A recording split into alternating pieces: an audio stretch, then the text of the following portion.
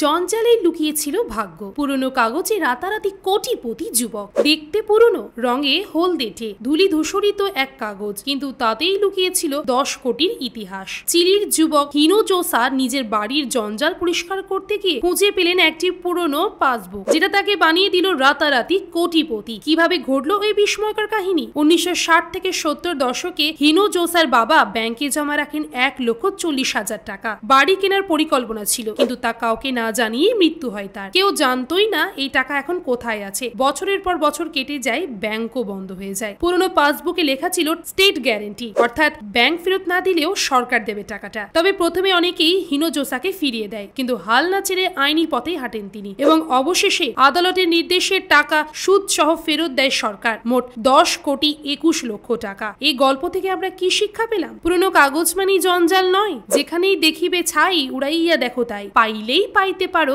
Amulya Ratan.